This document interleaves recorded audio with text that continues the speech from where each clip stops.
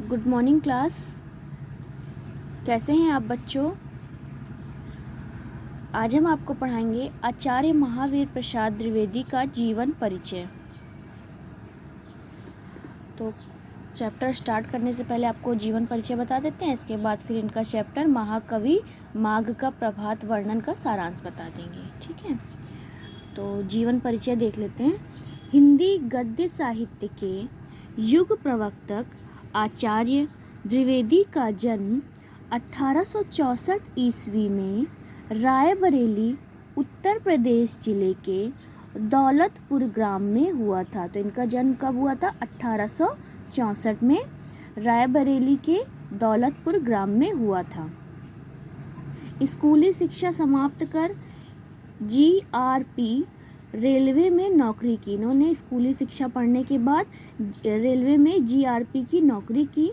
Railway विभाग में नौकरी करते हुए इन्होंने घर पर ही संस्कृत, अंग्रेजी, हिंदी, मराठी, बंगला और उर्दू का अच्छा ज्ञान प्राप्त किया, अच्छा अध्ययन किया। 1903 ईस्वी में इन्होंने रेलवे की नौकरी से त्याग पत्र दे दिया। मतलब 1903 में इन्होंने, अब जो रेलवे में नौकरी करते थे उससे इन्होंने इस्तीफा दे दिया था और साहित्य की सेवा करने लगे।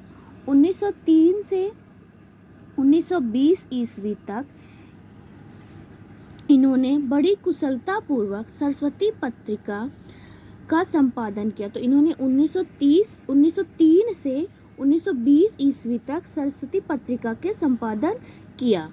इसके बाद इन्होंने सरस्वती पत्रिका में न केवल अपनी कविताएं, निबंध, आलोचना प्रकाशित की, बल्कि दूसरों को भी इन विधाओं में लिखने के लिए प्रेरित किया। तो सरस्वती पत्रिका में ये जो निबंध, आलोचना प्रकाशित करते थे, तो ये सिर्फ खुद नहीं करते थे, लोगों को भी प्रेरित करते थे कि इस तरीके से लिखें। इस तरह सरस्वती पत्रिका के माध्यम से इन्होंने बहुतों को लेखक बनाया और हिंदी गद्य को एक नई दिशा दी। इनका निधन 1938 ईस्वी में हुआ। तो इनका जन्म 1864 में हुआ था और निधन जो हुआ था 1938 में हुआ था। अब इनकी भाषा पे बात कर लेते हैं। तो इनकी भाषा है साधारण, सरल और व्यवहारिक। इनकी जो भाषा है वो साधारण, सरल, व्यवहारिक है। खड़ी को काव्य भाषा के रूप में स्थापित करने का श्रेय भी द्विवेदी जी को जाता है। खड़ी बोली को काव्य भाषा के रूप में स्थापित करने का श्रेय महावीर प्रसाद द्विवेदी को दिया जाता है। इनकी शैली व्यंग्यात्मक और आलोचनात्मक है। तो इनकी जो शैली है वो है व्यंग्यात्मक और आलोचनात्मक शैली। इनकी कृतियों की बात कर लेते हैं। तो इनकी जो निबंध संग्रह है, सरस्वती एवं अन्य पत्रिकाओं में लगभग 100 निबंध प्रकाशित हुए। तो सरस्वती पत्रिका में इनके 100 से भी अधिक निबंध प्रकाशित हुए। जो आलोचना इन्होंने लिखी वो है रसक रंजन, हिंदी नवरत्न, कालिदास की निरंकुशता, विचार विमर्श, नाट्यशास्त्र, संदर्भ साहित्य, कालिदास और उनकी कविता। तो कौन कौन सी इन्होंने आलोचना लिखी है?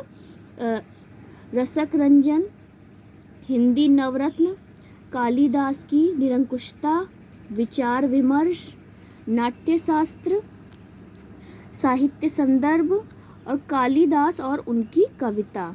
और अनुवाद, इन्होंने जिसका अनुवाद किया है, जो संस्कृत में काव्य लिखे जाते थे उसका इन्होंने अनुवाद भी किया है। तो मेघदूत, कुमार संभव, विचार रत्नावली, स्वाधीनता, गंगा लहरी, रघुवंश और हिंदी महाभारत। तो इन्होंने कौन कौन सा अनुवाद किया है? मेघदूत, कुमार संभव, विचार रत्नावली, स्वाधीनता, गंगा लहरी, रघुवंश और हिंदी महाभारत।